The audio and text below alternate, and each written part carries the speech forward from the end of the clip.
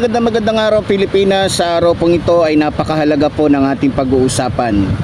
Ito'y tungkol po sa mga magnanakaw na politiko na kung saan ay pabalik-balik na lamang po sa kanilang pwesto. Na kung saan habang sila ay pabalik-balik po sa kanilang pwesto, katulad po ni Jingoy Estrada at ng iba pa,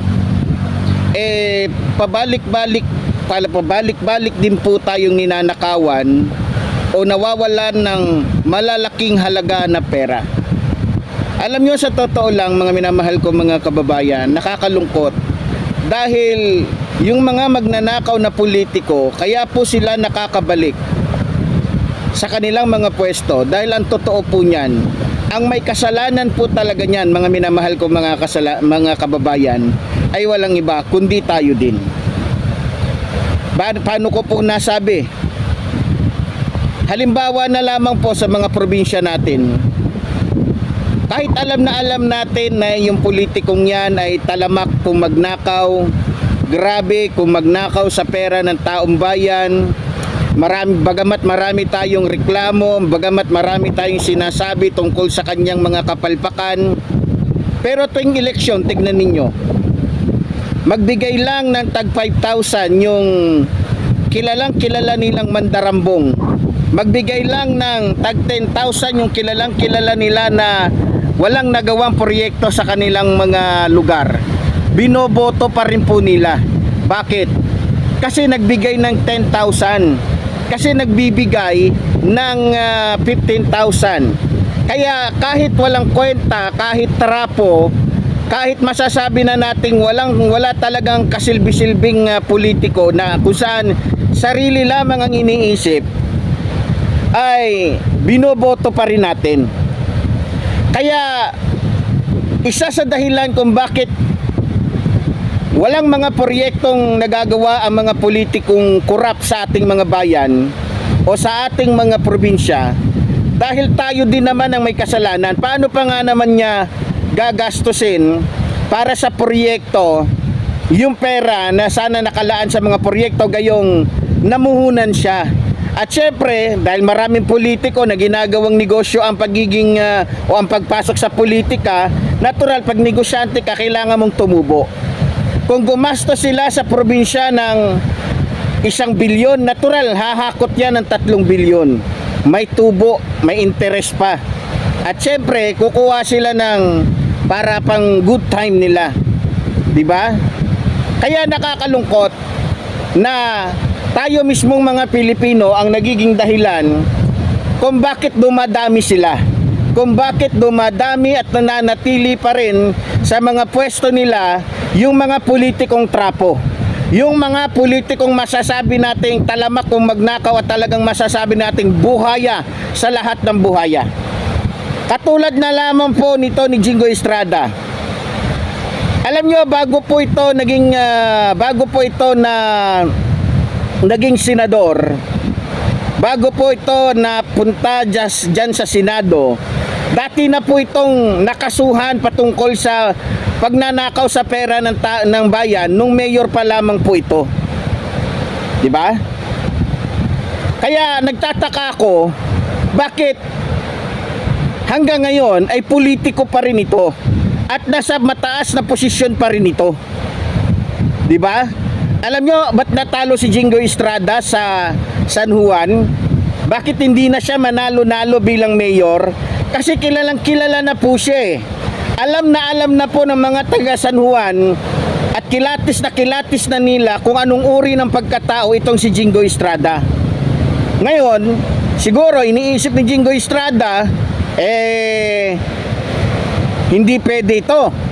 Kung mananatili lang akong lalaban dito sa San Juan at hindi din naman ako mananalo, palagi akong lugi, lagi akong mamumuhunan, walang tubo.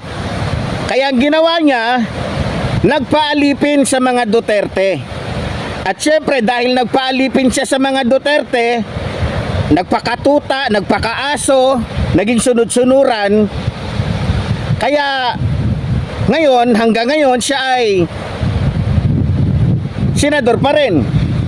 At alam nyo ba kung sino ang nag-endorso sa kanya? Well, siyempre wala nang iba kundi yung katulad din niyang magnanakaw, yung katulad din niyang mandarambong, yung katulad din niya kung buhaya, kung magnakaw sa pera ng taong bayan. Wala nang iba kundi si Sara Duterte. Alam nyo, maliban sa atin, isa sa mga dapat nating sisihin kung bakit dumarami yung mga buhaya, mga mandarambong, isa sa dapat nating sisihin kung bakit bilyon-bilyon ang nawawalang pera sa ating bansa dahil sa may isang vice president tayo na halos lahat ng inendorso niya puro buhaya, puro magnanakaw na katulad niya. O sasabihin nyo na naman, gawa-gawa na naman to. Sasabihin nyo, hindi naman si Sara Duterte ang dahilan kung bakit naging senador yan eh. O eto, panoorin ninyo mga minamahal ko mga kababayan. Siya ang senador ko. O nakita nyo? O napanood nyo? O isa pa, panoorin ninyo. Siya ang senador ko. Yan daw ang senador ni Vice President Sara Duterte. Yan yung gusto niya, yung mga senador na magnanakaw na katulad niya, yung mga senador na kung saan ay grabe, na kung saan ang ninanakaw ay pwede nang mapakinabangan ng milyong-milyong mga Pilipino, na kung saan ay napupunta lamang sa iisang bulsa at hindi napapakinabangan ng mga maralita. Mga minamahal ko mga kababayan, yan yung mga senador ni Vice President Sara Duterte. At hindi lang yun, tingnan ninyo, halos lahat ng inendorso ni Vice President Sara Duterte, kaibigan, kaalyado ni Vice President Sara Duterte, puro magnanakaw na katulad niya. Bakit ba naman mga ganung uri ang gusto ni Vice President Sara Duterte na i-endorso at makasama at maging kaalyado? Siyempre, pag marami siyang kasabwat, marami siyang kakampi, hindi mahirap para sa kanila ang magnakaw ng pera ng taong bayan dahil magkakampi-kampihan sila.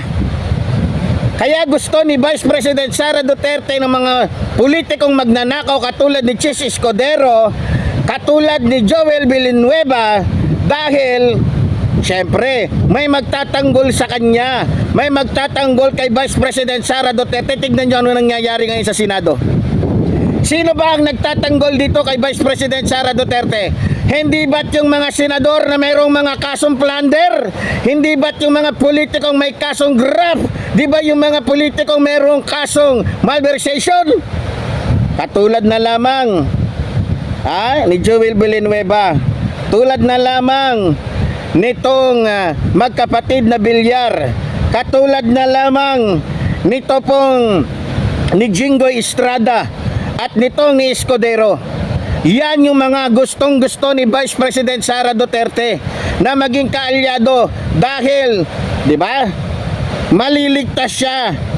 At syempre, ito namang mga ito, kaya gusto nilang maging presidente si Vice President Sara Duterte dahil syempre may kapangyarihan ng presidente. Maraming nagagawa ang presidente kung gagamitin niya sa katarantaduhan ang kanyang kapangyarihan, pwede. Di ba? Kaya gustong-gusto nila si Vice President Sara Duterte dahil kauri nila. Katulad nila si Vice President Sara Duterte na magnanakaw. Walang puso, walang atay, walang bituka, walang damdamin sa mga maralita. Di ba? Kaya kung sino man yung dapat sisihin kung bakit dumarami yung mga politikong magnanakaw dyan sa Senado, ay wala nang iba kundi si Vice President Sara Duterte. Kaya dumadami yung mga magnanakaw na senador dahil inendorso ni Vice President Sara Duterte. At syempre, isa sa dapat nating sisihin, yung mga DDS na tanga na kung saan ay sunod-sunuran sa kagustuhan ng kanilang puon. Kaya dumadami, naghihirap yung taong bayan. Diba? Buti sana kung manghihirap lang yung mga DDS na tanga. Isa totoo lang, hirap na yung mga DDS sa sarili nila, sa buhay nila, tapos isisisi nila kay Pangulong Ferdinand Marcos Jr. Mga tanga ang sisihin nyo si Vice President Sara Duterte na nag-endorso ng mga magnanakaw na katulad niya. Tapos, so sa ating mga kababayan, sa mga nag-aabang po, please, paki-share po ng ating video. No, paki-share ng ating video nang sa ganon ay malaman nila na si Epifanio Labrador ay buhay pa rin hanggang ngayon at magsasalita para sa taong bayan. So muli po, tulad po ng sinasabi ng lingkod, mabuhay po ang ating inang bayan, mabuhay po ang nagmamahal sa ating inang bayan. Maraming salamat po.